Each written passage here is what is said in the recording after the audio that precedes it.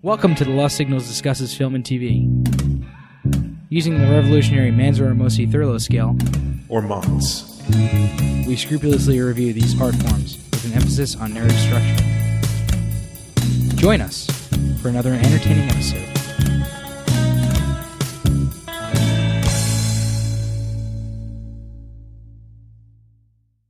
Hello there, my friends. Welcome back to The Lost Signals discusses film and television, and I am your lonely lighthouse keeper, Scott Thurlow, here with my possible existence assistants, possible not, Jonathan Ian Manzer. Space Madness, Lighthouse Madness, and Chris Morgan. Here's the swimming with bow-legged women. Mm-hmm. Nice. And as you may have gathered, we are indeed doing the Lighthouse, the latest film from Robert Eggers. He of the Witch, I believe it's just The Witch, right? It's or The just Witch. Witch, whatever, sure. The Witch. The stylized font. Yeah, so his latest film that we finally caught.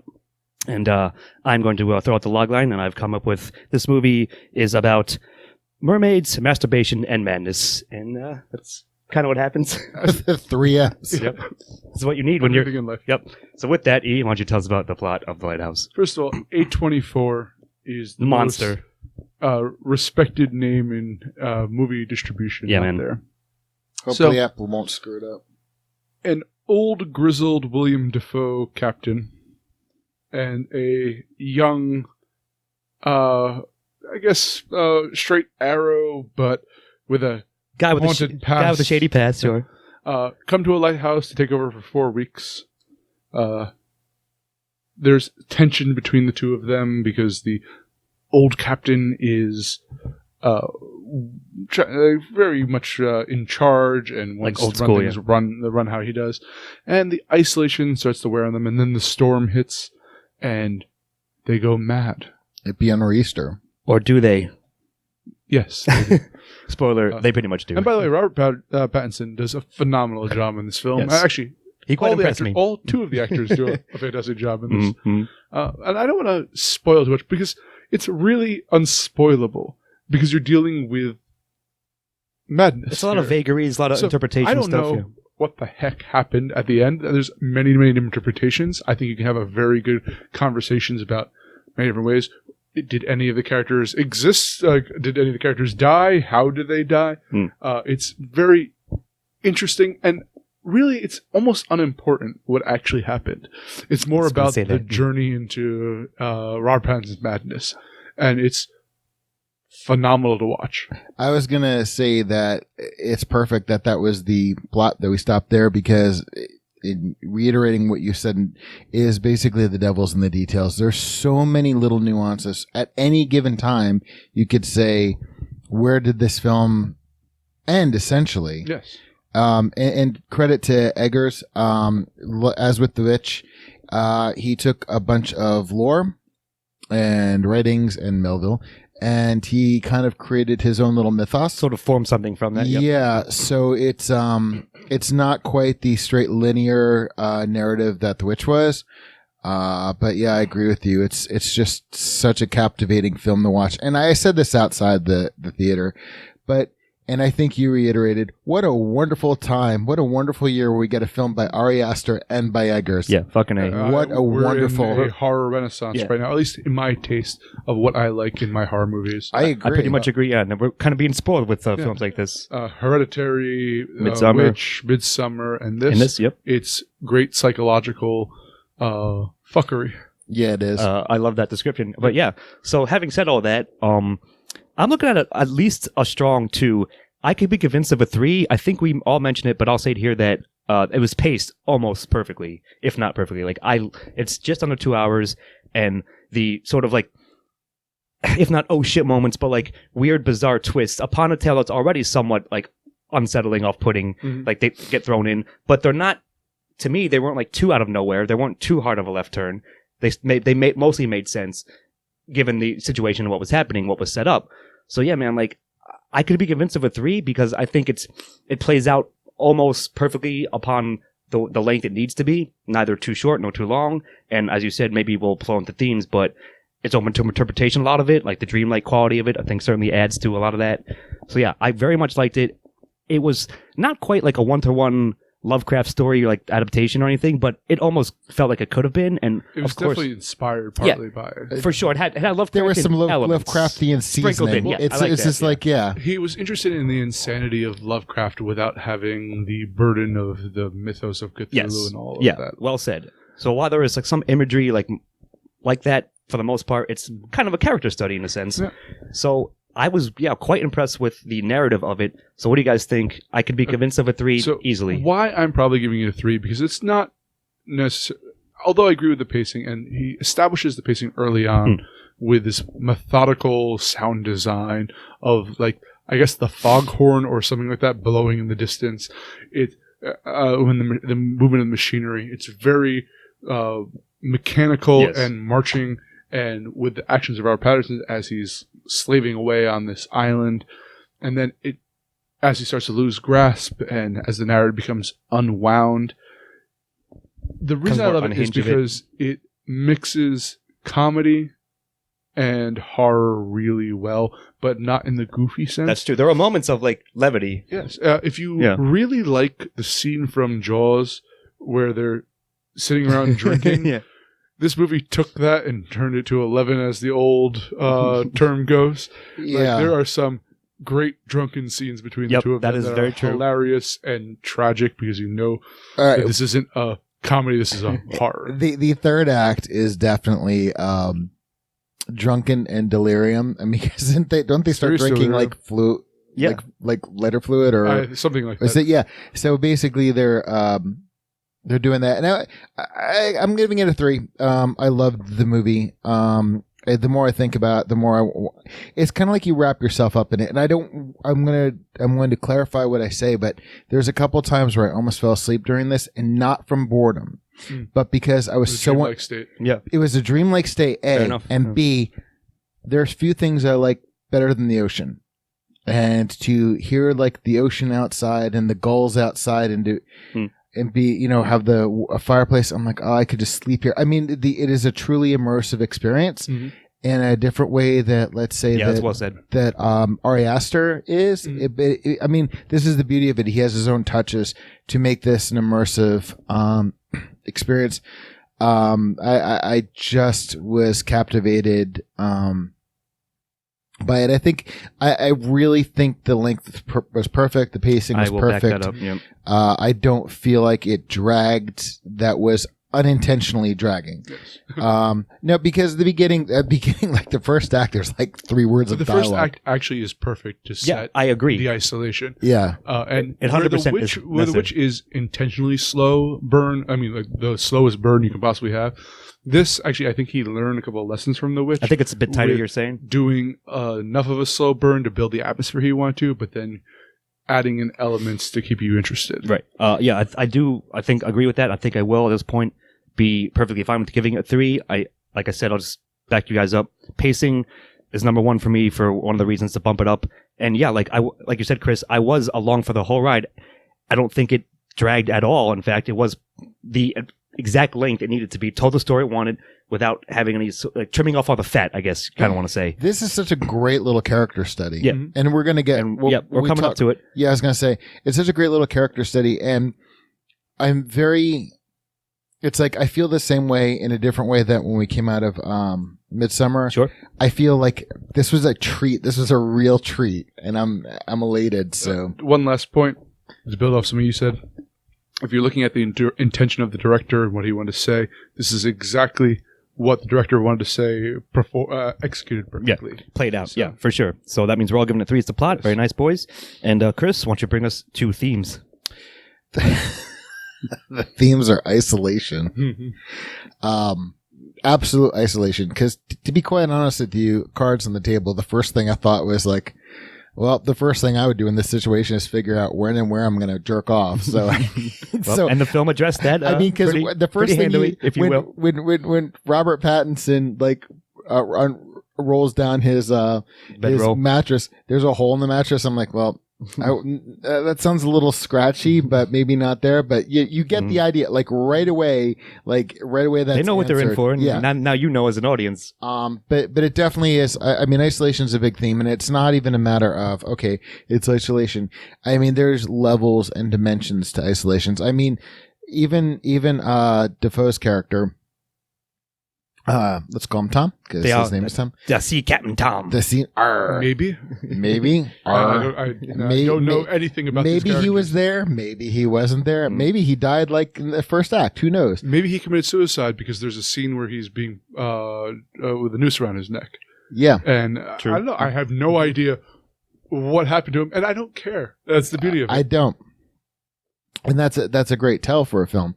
But the film's very nuanced. There's a lot of. I want to go see it again just to see, like, pick out like small little. Yeah, if there's any details. I want to go see it again for its art style, but we'll get there too. But I mean, both. I do feel the same way when we walked into Midsummer. I really want to see it to see all the little details, all the little textures, all the little flavors. And I just we'll get to that when we get to dialogue.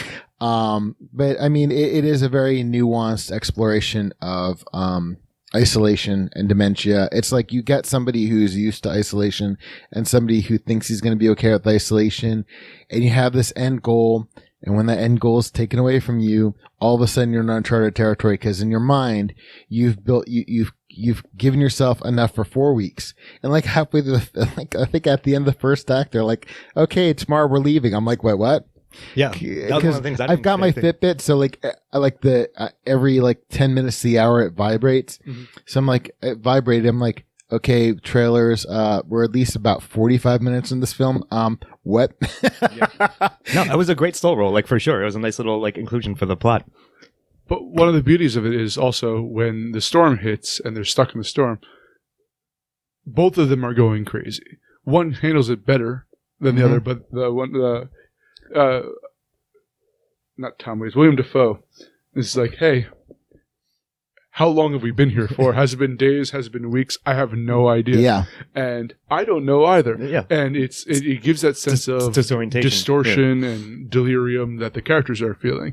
And I think that his intention was to create a visual experience of what it would be like in Robert Pattinson's shoes for this, and it pulls it off tremendously. And I'm really glad, and I'm going to dip in nostalgia just a touch, but I'm really glad he shot it in the black and white. Yeah, it was the greatest move. Because if it was in color, those questions might have been more easily answered as to when and where, how the time played out. It was clearly very meticulously done and for that purpose in that way. Yeah. It couldn't have been done in color. This movie had to be made in black and white. I pretty much agree with that. This film had to be made in black and white.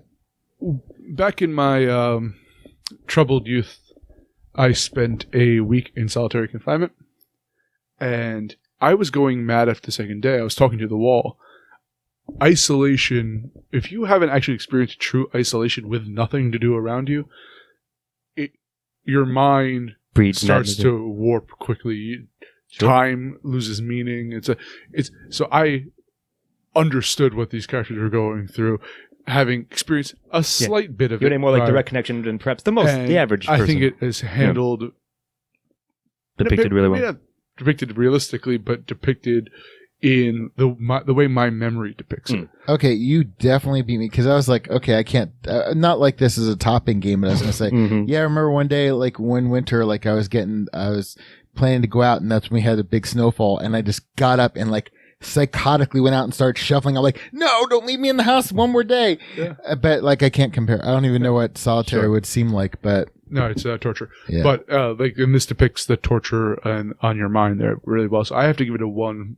I can't imagine what 4 weeks or 4 weeks a day, 5 months. I have no idea, but neither would I if I was in his situation. Yeah, no, I think you guys pretty much covered most of it. That it was really well done, and clearly that was Eggers' intention. At least it seems clear to us. And I think if it is true, then he executed very, very well. They had enough room to bleed through without being overpowering. Like, it was all natural, believable to what was happening to characters, but nevertheless, like, I might throw in like man versus nature, sort of like, in addition to their isolation, they're in a isolated lighthouse, like little coastal outlying thing. So I think there's a line or two in there. They mention old Captain Dafoe mentions that storms could last for weeks out here. Like, yeah, on the mainland it died down, but the guy was trapped out here for months before. Yeah. So it adds to like the tension and all Again, that. it could be a tall tale. But yeah, it doesn't. You don't You're right. know. It doesn't matter. Even that isn't true. It's still like it's still a possibility. It still like adds to that the dreamlike elements to it and the uncertainty of it all. So yeah, I think all that's shown through quite nicely, and I think we're all giving themes a very solid 1. Looks like. And I will go on to antagonists. So perhaps it flows through, right? Like dealing with the isolation. Mm-hmm. So here's a theory, like not theory, but things I've been thinking out because it's so open to interpretation, because of the events of the plot, leave you without many answers that. If we had them, I think it would be a lesser effect. So I'm certainly glad that it isn't like, here's what really happened, like...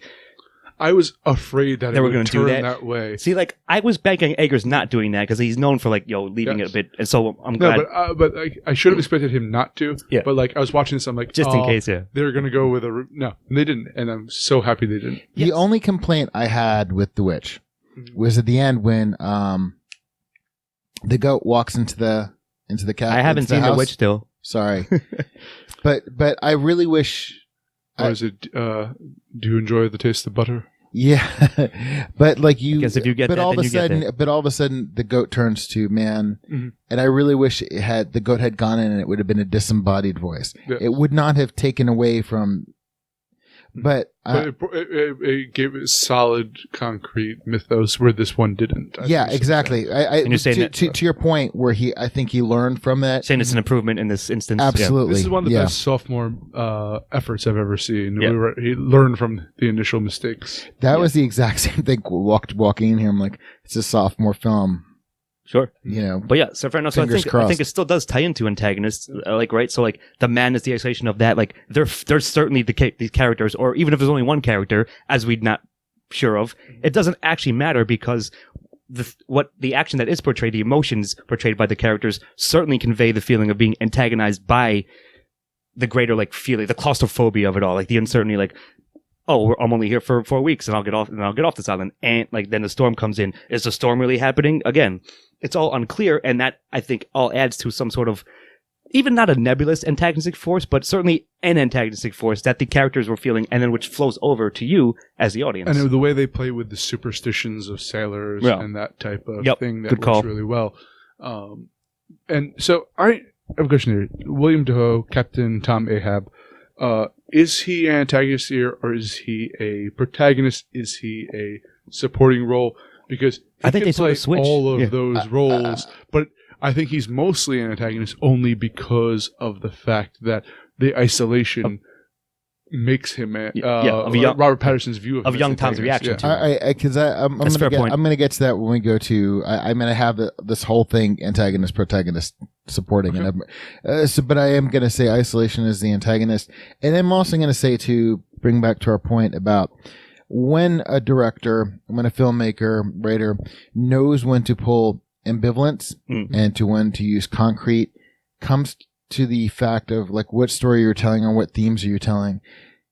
Because of the nature of this film, keeping it ambivalent as to what happened is part of the point of the film. Yeah, it's part and parcel. Agreed, 100%. And I mean, because I'm sitting there going, to your point before, I really hope he didn't answer anything, because that would have negated everything. It would have lessened the effect. Yeah. It would have cheapened it. I agree with that sentiment for sure. But I think I'm giving the antagonistic forces, or like at least what I felt, even if it's like sort of a switching off of them. Whatever was the antagonist at any given point, let's say Act 1, Act 2, Act 3, I still think the tension was there the whole time. Well, I'm actually going to throw William Dafoe's character into antagonist. Okay. Because even though I don't think he was malevolent at any point, if he was full of shit or perhaps gaslighting him at points, I feel that Robert Pattinson's character, who's the protagonist here, Certainly antagonized by it. was antagonized Yeah. by his presence, For regardless if it was in his mind or not. So I'm going to say but I'm going to give it a 1. All right. Yeah, absolutely. that's a good solid point, but it still works, right? And Chris, the same? 1? Yeah, 1. All right. So, E, why don't you then speak about the protagonist, indeed? I want to talk about Robbie Pattinson briefly. Bob Pattinson. Bobby Pat? He gets a lot of shit, and I think it's undeserved. Unfairly. I've heard he's done a lot of great indie work. I haven't seen him in much. This sold me on his acting ability. And he really in a lot of ways carried the movie because he was the main. I mean, it's two people. It's almost like Two people like a play. Yeah, almost, exactly. At times, I was waiting for you to bring that up. William Dafoe is a very talented actor, and they played off of each other really well, both through their highs and their darkest lows. But I was really sympathetic to this character throughout. I loved his transformation. I love the fact that he's kind of straight-laced coming in. Is almost forced to become an alcoholic. Goes over the top. Starts drinking whatever the heck they were drinking at the end. Lantern oil or whatever the fuck it was, yeah. And with lantern oil and honey. Mhm. It's like, Jesus Christ. Mm. The interesting thing about Pattinson is there are a couple times I noticed his accent was wavering, and I'm like, wait, what's going on? And then when you find out later his stories, I'm like, oh, okay, so he's not what he appears, hence that if he's trying to be somebody else, hence that there is a subtle facade. Sure. Because I noticed after that spilling the beans, let's say, everything was more solidified with him. So all of a sudden I'm like, okay. I mean, to your point about what a fine actor, what a fine job he did with this film. Well, I'll say this, yeah. Much like his character had hidden depths, it seems that he himself as an actor has hidden depths. And yeah, I agree. I was very impressed with his performance in this. He did sort of like, not steal the spotlight, but he certainly made it work. Yeah, I mean, like, but as you said, the chemistry they had between them, even so, like, added a lot to it for sure. And I think young Tom, I guess I'll call him Tommy, is the focal point, if you will, like by and large, and I think the portrayal was fucking really well done. And perhaps the most realistic depiction of trying to masturbate to a mermaid statue of all time. We've all had that problem, and I think he captured that essence really well as well. But yeah, I am going to give him an Chris, a solid one.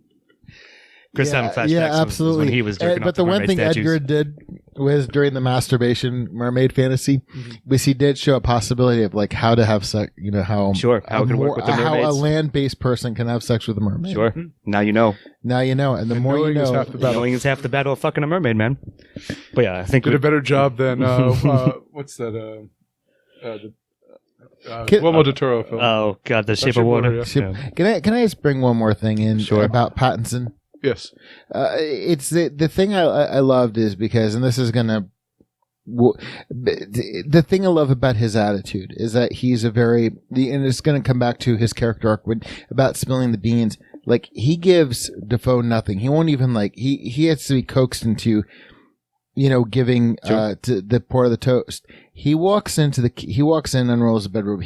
Before he goes in the bedroom, he walks into the kitchen, lights a cigarette, blows out the match and just throws the match on the floor. He has this apathy to him. Like he's just like, I'm here for 4 weeks. I'm going to just shut up, do what I'm supposed to do. We've all had those jobs. Yeah, right. Exactly. But this is just one little texture, one little thing that he did that was, spot on. Sure.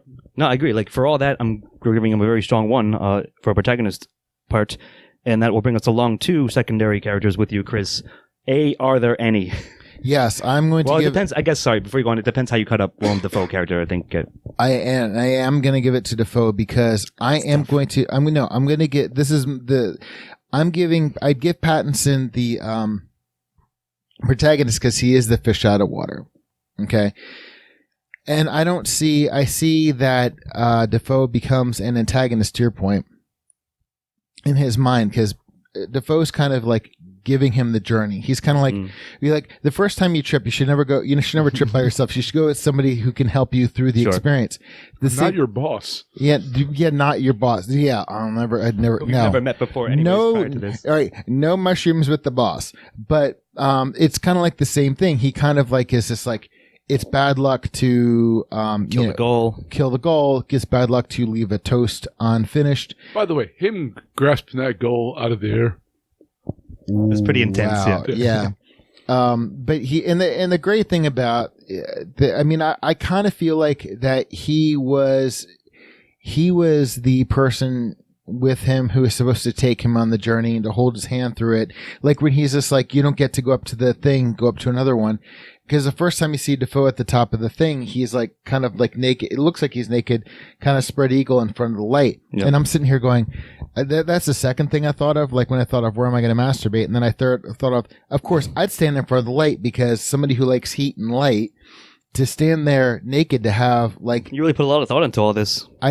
I do not like the cold and I do not like the dark. So Good to know. and but I'd sit there. I'm thinking of coping mechanisms right away because it's October. If you're drunk off of buried gin or whatever it is, like that light is the most entertaining thing for miles around. But this was before the light. But no, I mean, it's October now and I'm bracing myself for winter. I'm gearing myself up to like, how's the maximum? How am I going to get heat? How am I getting light? So later on, we'll find you masturbating in a lighthouse. Yeah, I'm getting a mermaid statue. Okay. No, but the thing is, it's just like it's like he's giving so much on the journey.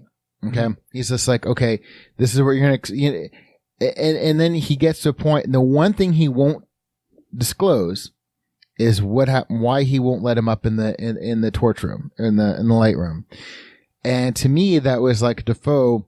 It's a sanctum sanctorum. He does not want to share that, So, all of a sudden, him holding that one piece of information becomes a focal point for his psychosis. Over it. Yeah.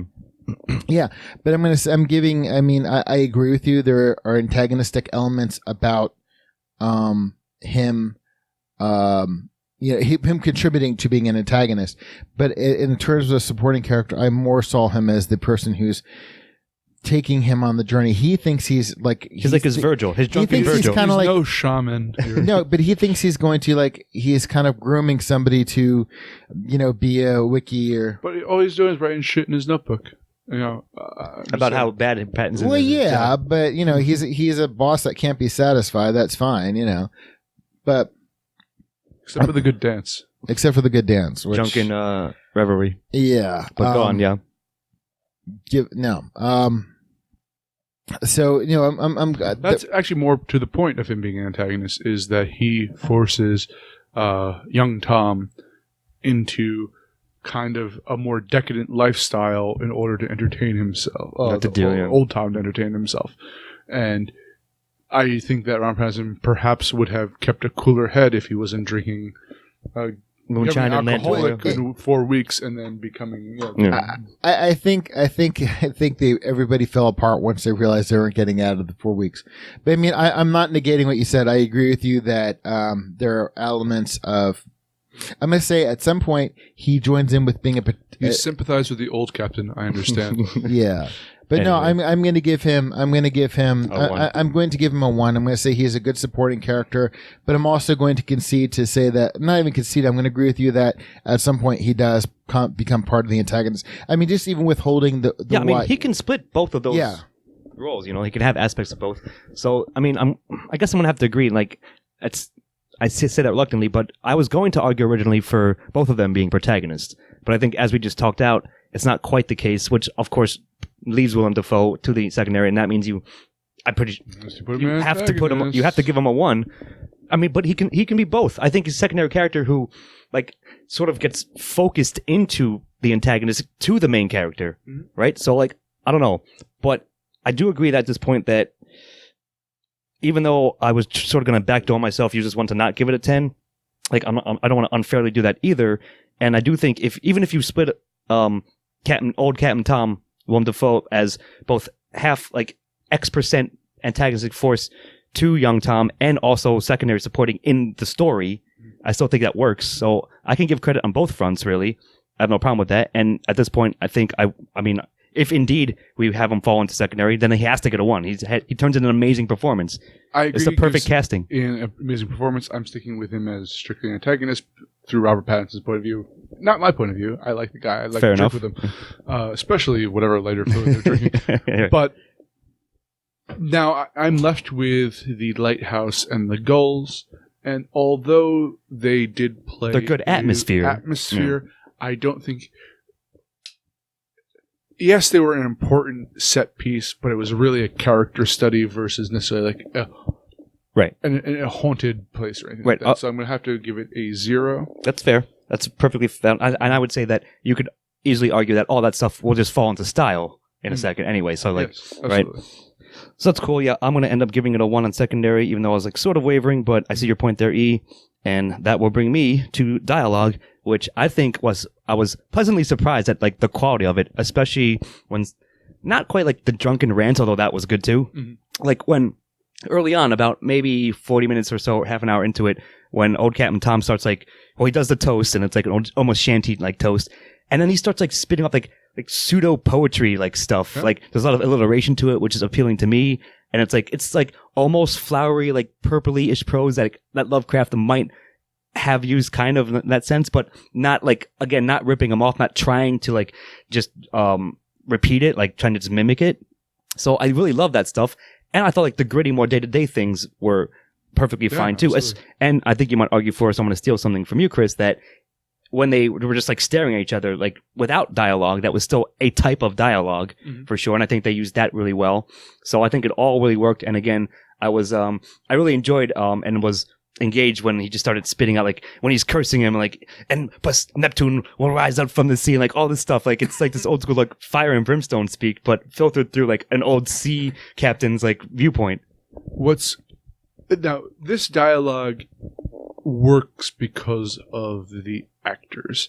Yeah. William Dafoe Certainly, I think that's the case. borderlines choose the scenery and Yeah. maybe falls over it at times, but somehow But it works. Yeah, it's exactly what I needed out of this character, because it's not like I didn't go into it thinking like, oh, he's chewing the scenery. Maybe he's not occasionally quite Charlton Hesting in it or anything, but it's perfectly over the top to sell this character, and especially with the uncertainty to what is real and what is not. It works perfectly because there's an unreality to his character, and a lonely old sea captain just ranting at everything. It worked for me perfectly. Agreed. I agree with you 100%. I mean, it was definitely not a Jack Sparrow over the top character.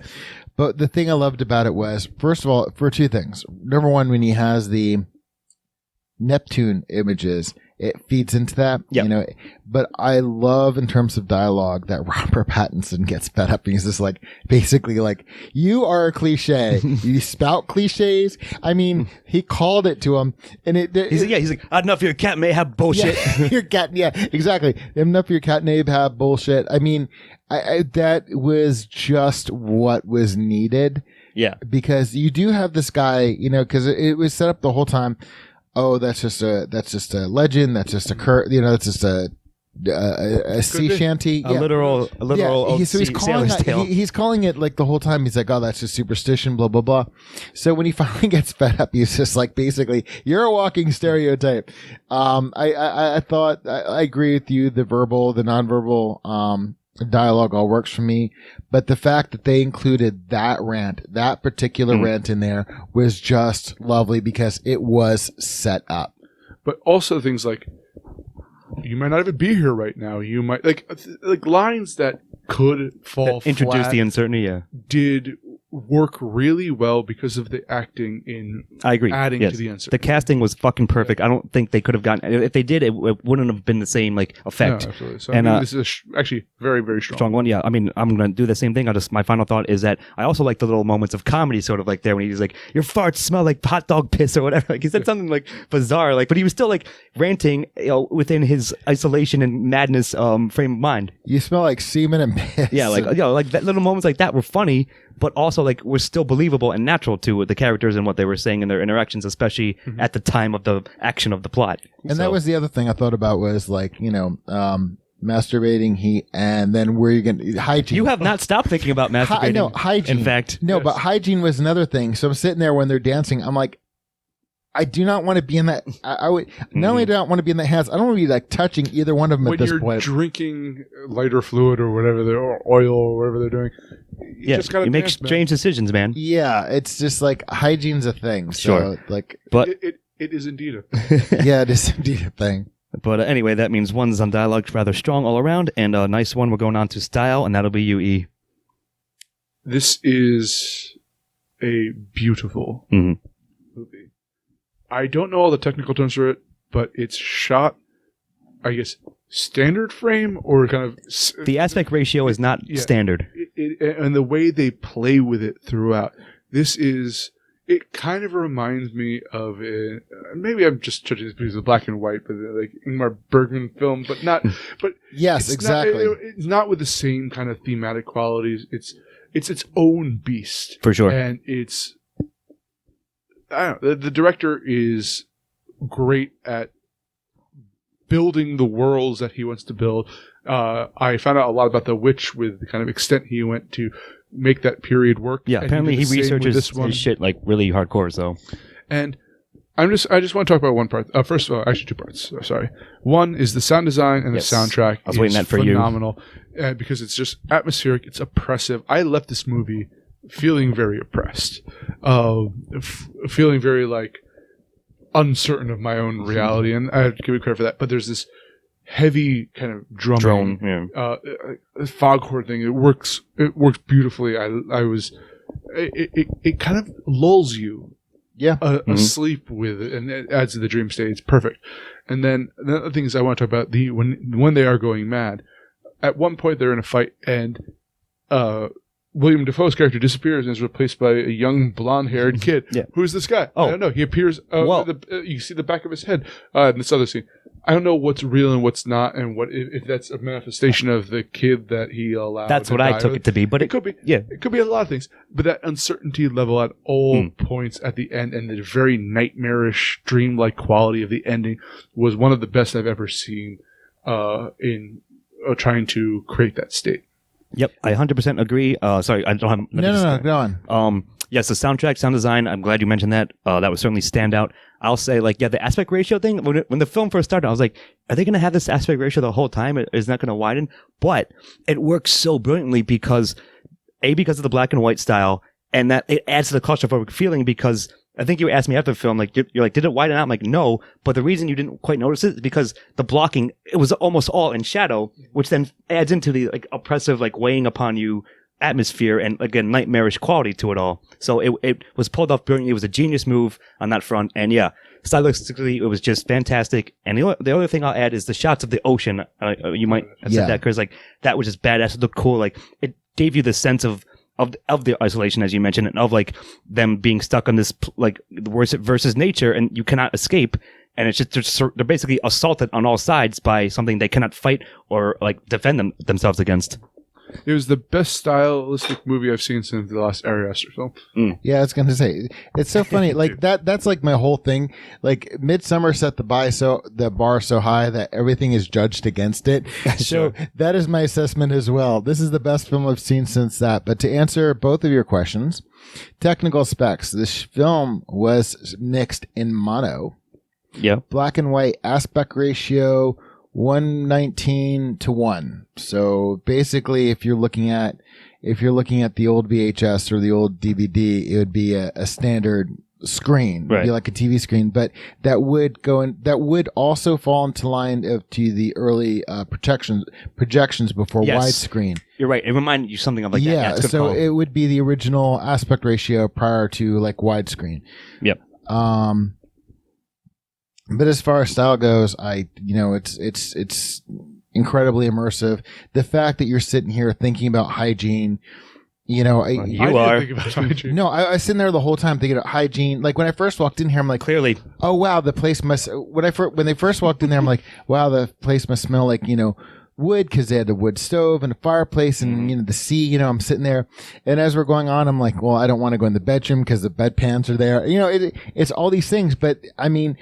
For being we're in the 21st century now, and it's just like, oh, the immersive experience, 3D. We've got this Atmos or whatever, Sure. the IMAX, where it's surround you, and then you've got this little film that's shot in mono with this aspect ratio and grainy black and white at times. Yep. I mean, I don't know if. But that again, I don't know if this was shot digitally and put a filter on it, or if true. he actually did shoot it in like 16 or 30. I imagine he probably shot it in the knowing his like auteuristic sensibilities. But but the thing is, there was such an immersive experience for this certainly. little. yeah, like you said, it added that graininess, of course, added to the dreamlike. close-up shots feeling. of all the characters makes you feel like you're part of the conversation. It works perfectly for the whole claustrophobic feeling that you're saying. Yep. And I love the fact that it did speaking to that. Given the time when Bergman was shooting his films, I mean, that was the aspect ratio. That was what he had to work with. And you got that feel, but it didn't feel like he was parodying Like it. a direct copy. Yeah, exactly. Yeah, it was just like, this is his film. And the fact that it evokes Bergman is just a happenstance of it. Yeah, sure. no, He's sure. using that, like, mechanical style, if you will, There's like, also specifically some very purposely. noir aspects to it as well. Mhm. Just, Yeah. So yeah, man, style is probably like maybe along with the characters, like the strongest part, one of the strongest parts, and we are all giving it a 1, and that'll bring us home, Chris, to recommendation. Do you recommend The Lighthouse? Man, I just thought of all anybody who's listening to this now knows I masturbate. Well, then I'm a guy. I'm super. Okay. Oh no. Chris? Why'd you spill the beans? I shouldn't have spilled the beans. Anyway, All right, we just lost our one viewer. Okay. well, bring us home, though. I fucking recommend this film. Okay. I absolutely recommend this film. I want to take Beth to go see this film like tomorrow. I mean, it's probably my second favorite film of the year. It's vying for my top 2 films so far are, hey, guess what? Surprise, surprise. My favorite 2 films so far this year are The Lighthouse and Midsummer. Yes. Probably, yes. Yeah, I highly recommend this film. This film is a treat. If you get a chance to go see this in the theater, go see this in the theater. Go see this in the theater. And if you can't get a projection, Do projection in your house, yeah. Yeah. No, I mean, I totally agree. Like, I was going to see this film regardless of whether or not we're going to review it. It just happens that worked out that we are, and I'm glad I did because, yes. Now, you said it's a treat. It's a treat for, like, if you're, like, of the like-minded mindset, perhaps, and taste that we have, I would more broadly recommend it than I wouldn't, of course, but maybe just a small caveat, a smaller asterisk, but really not much of one. I still think it's a great piece of art, as you mentioned earlier, E, that deserves to be seen and can be appreciated for what it is. Even if you're not as much into this kind of stuff, it kind of, like, is not the biggest deal breaker in the world, like, because it's just a great, well-composed piece of film. If you like The Witch, you'll love Lighthouse. If you didn't like The Witch, you might still like like- Lighthouse yeah. because I think he learned. It cuts out some of the stuff that the Yeah, chunkiness. it's a better yeah. film than The Witch, even though I like The Witch. It's trying to accomplish different things too, but it's funny. I heard both of you chuckling. I was chuckling during it at parts. Whether it's him farting up Something absurd, in yeah. thing, or like just like legitimately kind of like surrealistic, funny moments. And then there's like good, tense atmosphere, like during thrilling the action. It's just a gorgeous film. I think we all walked out like, all right, I have to digest this film because you do walk out feeling like you're a little dazed. Took us a little bit to, an hour or so to process before we started up, but I do think it's totally worth seeing, and I will also recommend it along with it's you, definitely gents. art. Yeah. And again, to the you have Astor's film, which utilized the what we now have, like the sense around, where the 365 degree and the lushness of colors and everything. This is the stark, 180 degree from that, but It's you almost have like he threw down a challenge for that. Like, I challenge you Robert to, Edgers is like, Ari, I'll tell you what, you make one. Yo, This way- I hope they get in some sort of like I'll do Artur war with each other, making amazing films. It's like he did. It was the 180 degree version of Midsummer, but just every bit as beautiful and as absolutely. immersive Agreed. Really good and point. just glorious. Yep. So I think that'll do it. I'll highly recommend Lighthouse, it seems. And so I'll give out the totals overall. Looks like Chris and I have given it 10s, and Ian just below that with a 9 because of the way we chose to cut up Willem Dafoe's character, where we slotted him. But nevertheless, very strong. That gives us a 9.8, I believe, overall. Super strong. Yeah. 9.6. My bad. You're right. So 9.6 officially. Thanks, E, for the correction. But yeah, still super strong. Very worth it. Just a piece of art as film, and can be enjoyed depending on your taste, more or less about the story, and certainly the portrayals as well from the actors are something to be seen and appreciated. So I think that'll do it. I will now return to the sea until my next round of madness. I've been Scott Thurlow, here with Jonathan Ian Manzer. May you weather your madness. And Chris Morgan. Yo ho ho, and a bottle of rum. And we'll see you next time. Good night.